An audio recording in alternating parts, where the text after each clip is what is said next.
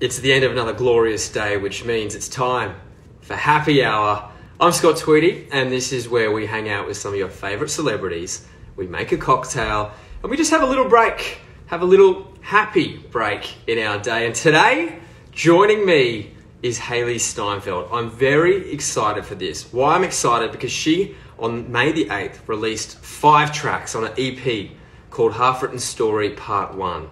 So vulnerable, so brave. Fans of Hailee Steinfeld, get your question in right now. Questions at all, whatever you have, ask me, because I'll be asking her at the end of this. We're going to bring her in, and when we do, I've prepared a very special drink for her. I've also got a few questions, because we've had quite a lot of pets on the show, if you've been watching the last few. And I know that Hailee has a brand new pet dog called Martini, so I want to talk to her about Martini. When we get her here as well, I want to ask her about those music videos, if you've seen them. She has been executive producing her music videos. So any questions at all, I want you to ask me by the time Hailee gets in here, because we'll be asking her at the end of the stream. All right, it's time to bring her in. Let's start this happy hour, everybody. Hello. It's Hailee Steinfeld. Hey, Hailee, how are you? I'm good, Scott. How you doing? I am fantastic, thank you very much. Now, I love to prepare for all my guests a drink. So for you, I've made just a classic. It's a vodka martini, because your dog's called Martini. My favorite. I love it. Don't get too excited, because this is only half made, Hailee. I need you to help me out. So what I want from you is I have the garnishes ready to go. Ooh, wow. Okay, so you can either go a classic olives, or you can go with another classic lemons. We've got some fruit. If you like some spice, got the chilies to cover you. Or I highly recommend the cinnamon stick. You know what? Hold on. My first instinct was the cinnamon stick, but I like it. It's wonderful. But you suggested the cinnamon stick, so let's go with that. There's a reason why, and I'll show you. Oh. Okay. Because you chose the cinnamon stick, it is going to look like this. Amazing!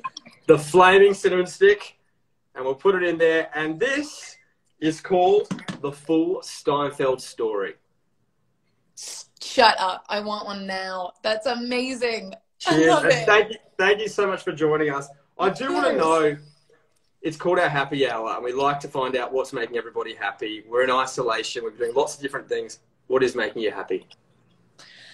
I have been with my family this whole quarantine, and that honestly has been making me really happy. Just this time that we've been able to spend together. I got a puppy, like you mentioned. She's been making me super happy. The sunshine is another thing. There are a lot of things to be happy about, considering what's going on. How old is Martini? She'll be 5 months now. So just a puppy. Is Martini around at all? She is. Don't know where. Teeny! You guys have Martini? She's coming. She's on her way. I just want to say, on Happy Hour, everybody's loving the pets. And really? The dogs have been stars. Last time, it was actually yesterday, we had Frodo. Frodo did a shake and a bark on command. Before that, we had Neon, which was Anthony's from Queer Eyes. He was teaching his dog. He's got a foster dog, teaching it how to shake hands. That's amazing. Was she sleeping? Oh, well, here she is in her tiny bed. I thought that was the whole dog for a second. Yeah. Hello, Martini. Oh. We just gave her a bath, so she's kind of pissed. Does she get angry much? Not really. Only when she's given a bath. Oh, I take her. I keep her. You can keep her there. You can keep her there. Any tricks at all yet, 5 months in? No tricks, except she's such a little scavenger. Okay, so here's the thing. I put a bell on her, and she stayed in a corner for she would not move. I could not get her to move. She was so freaked out by the bell. So I lose her very easily. And she's learned how to get upstairs on her own, which I didn't think she was capable of. But this thing just jets up those stairs. And when I can't find her, it's now the first place I look. So if I was to ask your family who gives better puppy dog eyes out of you or Martini, what would they say? I mean, I don't think it compares. I think she wins it all. That's a nice mother. Yeah. You're a very good mother. How's isolation going for you? What's been one of like the weirdest experiences you've had so far? Maybe you've seen yourself or it's happened to you. I mean, to be honest, I really haven't gotten up to much. I've been staying home, and so I haven't seen too much of what's going on. Obviously, it's just a very strange thing to see everyone in masks and gloves everywhere we go. I know that it's like the most simple form of what we can be doing as far as taking, precautions. But it's weird. It's a weird thing to just go about your normal day, and that's all I've seen. So that's a bit strange, but yeah, haven't gotten up to too much. No cooking nightmares? No, I don't. I stay away from that because that in and of itself for me is a nightmare. So what's the first thing you're going to do when you get out from isolation and quarantine? What have you been dying to do? Oh, there's so much. There's so much. I just can't wait to travel, but I really cannot wait. I do believe this is something I have definitely taken for granted in the past, is just going to my favorite restaurant with a group of friends. I cannot tell you how much I'm looking forward to doing that. What type of food? What are we talking? I mean, Italian might be the first stop. Thai is on the list. Mexican food. Oof. Pretty much anything. Anything. Pretty much, I will take anything. You're going to be there with some friends. Yes. And we ask everyone in ISO Baby, we ask them, what's in your freezer? What's in my freezer? There's a lot of Halo Top. Ooh, okay. A lot of Halo Top ice cream. And they make popsicles now, which I did not know before this whole quarantine. And those are magic. So everyone's becoming masters of dessert, I think, in this time. Everyone's fully. The sweet tooths are driving up. Totally. I heard a funny thing the other day. You're either going to become hunky, chunky, or drunky when you come out of quarantine. That's amazing. You're a junkie. What are you? Oh, I don't know. Maybe a mix of them all. I don't know what's going to work. Fair enough. Yeah. I'll take that as well. Now, let's talk about your music, because on May the 8th, you surprised a lot of fans, a lot of people out there, 5 tracks. To sum it up, I would say brave. I would say this piece of music was extremely brave. Did you feel that when you were writing it, recording it, and then releasing it? Yeah, I think there was an element of that. I promised myself I would be as transparent as I possibly could, just for the sake of my own sense of self. It took a lot for me to sort of regain my sense of self after I'd gone through what I'd been through. And I writing was such a huge form of release, and it was just a way through it for me. So, yeah, I don't know. When it came to releasing these records, I just felt like I accomplished what I set out to do, and being really honest with myself and speaking my truth. And that's something I think everyone's entitled to do. I want to talk about a few of the songs. I Love Yous, how you were sampling Annie Lennox. How did that come about? So this is so funny because I, in some form or another, said to myself, no more I love yous until I'm okay. Because I think I just hit this point of realization that the only thing that was going to make me feel okay again was time on my own without the distractions of another relationship. And then this song came about and just resonated with me on a different level, and had the most incredible sample of one of the most iconic songs. And it just was amazing to see it all come together so organically. But it's really an honor to have, the Annie Lennox song as part of my own. And then you also executive produced the video for that. I've got to talk about the dresses. Now, I don't know a lot about dresses, but they looked incredible. Did you choose those? I did. So I co-directed the video as well. And I knew I wanted it to be, I knew it always was going to be in black and white. So when it came to choosing what I was wearing, it was really about, textures and patterns, and less about, obviously, the color and the smaller details. So yeah, I mean, we had a fitting that lasted hours and somehow managed to get all of my favorite looks in the video. People ask me what my favorite look from the video is, and I truly cannot decide because they all made it in there. So yeah. That's great. And also, and the LOVE. Now that was, you basically, Nat King Cole from 1965. A lot of people have sampled that song. A lot of people have heard that song. Where did that connection come from you? Because I know that you were looking for an acronym. How did that sort of correlation with that song come about? Well, so yeah, I was looking for a word I could make an acronym, and somehow didn't get much further than love. But I thought, what if we made love stand for everything love is not? And then we just, I guess, started humming that melody, the lyrics that we had sort of come up with in that melody, and it just worked so seamlessly. Again, it was something that happened so organically. It was never really something we like set out to do. It just kind of happened, and it worked. And Wrong Direction, why did you decide that to be the last song of the EP? I feel like that song really sort of grounds the project. The other songs on it, well, all of them represent, I think, pretty strong.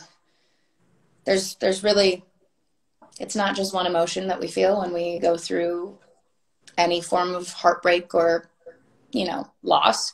And these songs sort of represent everything from being super lonely and alone and, you know, isolated and introverted to a little bit more confident and empowered to angry and pissed off and frustrated. And I think Wrong Direction sort of wraps it all up in that the first lyric of that song is, I don't hate you. I couldn't if I wanted to. And I love that that sort of, despite what I say in the other songs, is really what I mean at the end of the day. And again, I think it's just kind of the perfect little wrap up to the story. It's also, I don't know. Here's a question for you. My question is, here's a question for you. What would Emily Dickinson say about the lyrics of Heartwritten Story Part 1? Ooh, shit, I don't know. I will say Toby Huss, who plays Edward Dickinson on the show, sent me a message after he listened and said that he felt like Man Up was like a hybrid between me and an Emily poem. And I was like, that is so, what a compliment. I don't know what she would say. I hope she would dig it. That's all I'll say. How does it feel now being, once again, an executive producer of a very successful show like Dickinson? What does that now bring when you go back into music production? What sort of confidence and what sort of skills is that going to bring for you when you're making music? Well, one thing I've learned, I think, throughout my whole film and TV career is that, and I've realized this way more having produced the show, is that as a single artist, I truly am nothing without my team and without the people around me. And after having produced 2 seasons of this show, seeing absolutely everything, knowing before, obviously, I'll never forget the moment I saw my first film I did for the first time and watching the credits scroll to the very, very end. And I didn't move from my seat because I felt like I knew almost all of those people. And I was so excited and so proud. And for once realized how many people it takes to create something great. And now, again, having produced the show, I've seen that on a different level. And so with music, I think the same goes for music. I mean, it takes sometimes a village to make a song, or not even to just make a song, but to execute an entire vision and a whole story. And I don't know, I think I've just really learned to appreciate that.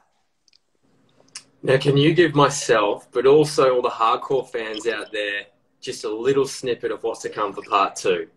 A headline for the fans. What would you say? Can you give anything away? Isn't my dog cute? Your dog is cute, yes. Thank you.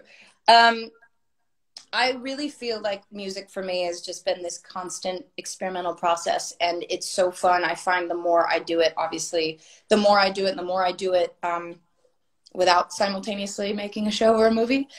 There's so much I learn, and there's so many things I feel like I dig deeper and deeper into, and that's really what I'm doing right now. So I know I've said this time and time again, but I truly, now more than ever, am so excited and proud of what I'm working on. And I feel like it's getting closer and closer to what I've always imagined it being. And I just am really looking forward to everyone to hear it. Well, you know who loves you? Your fans. They've been asking a lot of questions. We had so many throughout the day today. So, guys, thank you so much for all the questions. They've slid into our DMs, and I've got their questions here. The first one's from Steinfeld Style. What's your favourite lyric from Halford's story? Ooh. Wow. Oh, my goodness. Okay. Probably... That's hard. I don't know. I actually thought maybe I had it for a minute, but did they say theirs? They probably didn't because it was just a question, huh? I'm going to have to think about that. I don't know if I have a favorite lyric. I feel like as far as I can barely pick a favorite song. So to pick a favorite lyric is like, I don't know. That's crazy. I don't know. All right, fans. You're not getting an answer to that one. This comes from NK Boots. Would like to know, who have you worked with that has been transformative or inspirational to you? In general or in music? Let's just say in general. NK Boots didn't define it, so let's just say in general. Okay. Across all the projects, even in life, at home, wherever. Oh, well, if that's the case, I mean, I don't have to look much further than my own family. I think there's so much motivation and discipline within the 3 members of my immediate family, and I am truly so inspired by it every single day. Between my mom and dad's work ethic and, like I said, discipline, creativity and passion and kindness, that's where I get it from. So NK Boost just said outside of your home. Really? Who's been inspirational outside actually of your home? That's so funny. Okay, no, I just in case, I've got to protect the fans, you know. Of course. I would say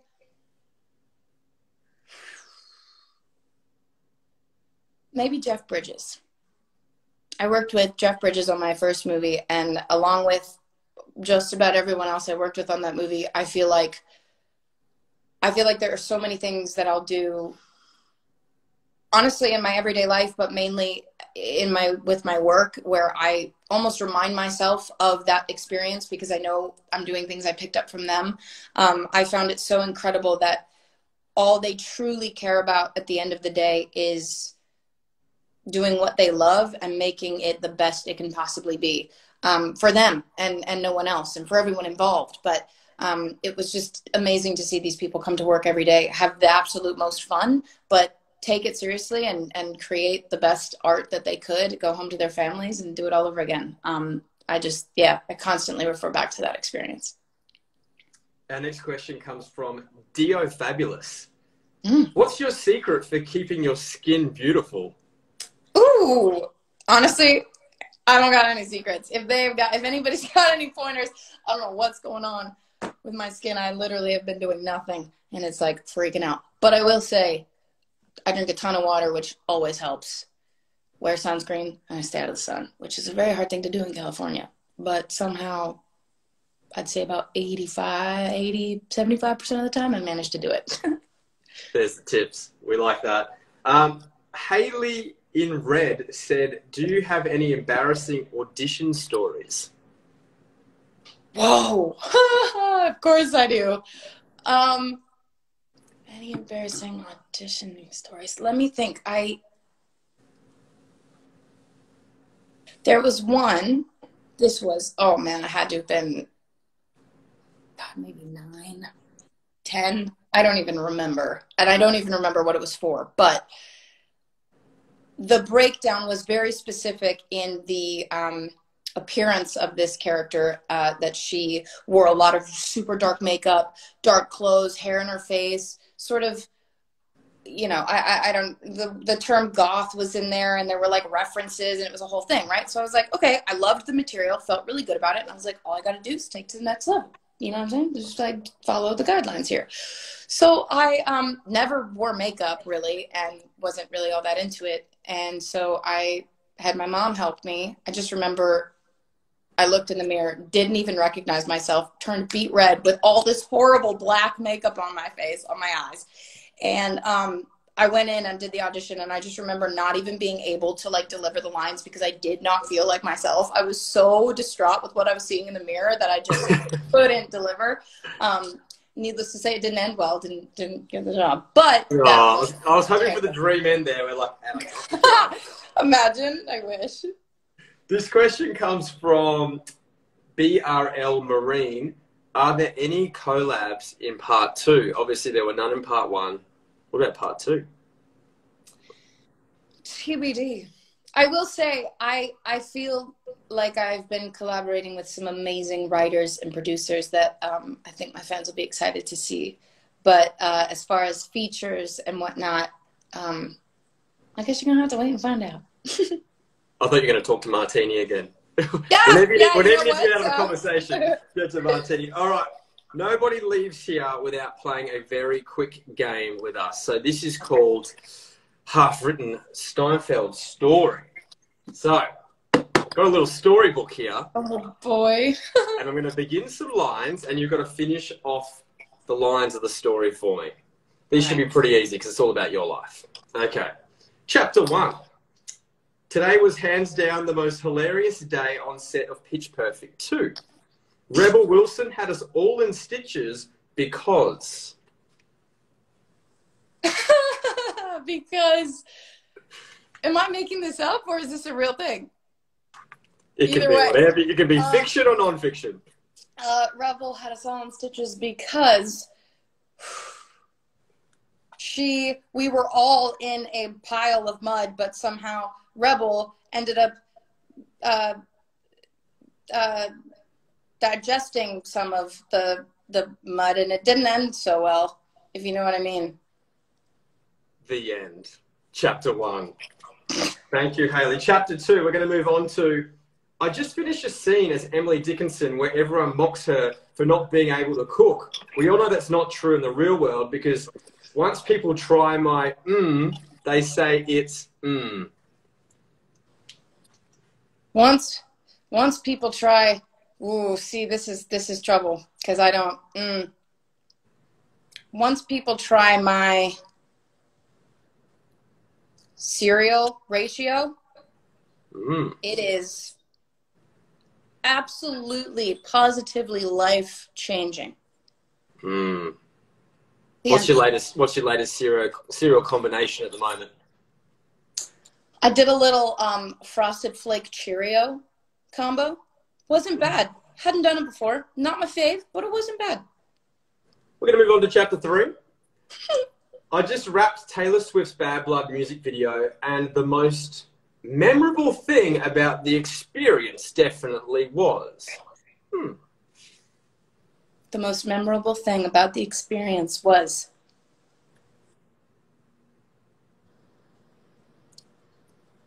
the imprints on my body that felt like they lasted 6 years because my suit that I had on was so incredibly tight. Was it uncomfortable? Incredibly uncomfortable, but it was so badass and so sick, and there were 3 of me, so no complaints. I love the sacrifices you make sometimes. You know? It's like when women wear high heels, I'm like, you're sacrificing every day. Truly. Chapter 4, Hailee. This is a great read, by the way, everybody. A very good book. Chapter 4. I was most surprised by the public's reaction to my single because... I was... what was the beginning sentence? I was most surprised by the public's reaction to my single insert because... insert. Okay, to my single Love Myself because nobody got it for the longest time. How long were we talking? Like, years. I mean, I talk to people that are like, I literally just picked up on the fact, and I'm like, okay, listen, to each their own, you know? Art is up for interpretation. I like that. Chapter 5, Hailee. I couldn't stop laughing, only because it reminded me... What's that beeping noise? Is that me or you? All right. It's me. Okay. Chapter 5. I couldn't stop laughing, only because it reminded me of the naughtiest thing I did as a kid, which no one except my best friend knows about until this moment. No! Chapter 5. It's a juicy chapter, everybody. The end. Anything when you were a kid? Were you a naughty kid? Were you a cheeky kid? Were you very well behaved? I mean, I had my moments, but I was pretty well behaved for the most part. And we're going to finish this off, ladies and gentlemen, with Hailee Steinfeld, the final chapter. No, it was chapter 5. That was the final chapter. Ooh! You're done. Well done. I enjoyed that. Thank Hailee you. Steinfeld, it has been an absolute pleasure. Sorry. Also, thank you, Martini, for joining us. Thank you for the selection here for the full You've inspired story. me. Yeah, I'm doing a... What's that? Doesn't taste too bad with a cinnamon stick. Really? Make sure it's Okay. a flaming one. You got it. This weekend. I know what I'm doing. Hailee, thank you so much for the amazing music. We look forward to part 2 and all your other projects as well, and enjoy the rest of Isolation. Of course. Thank you so much. You too. Thank you. Hailee Steinfeld, everybody. Bye.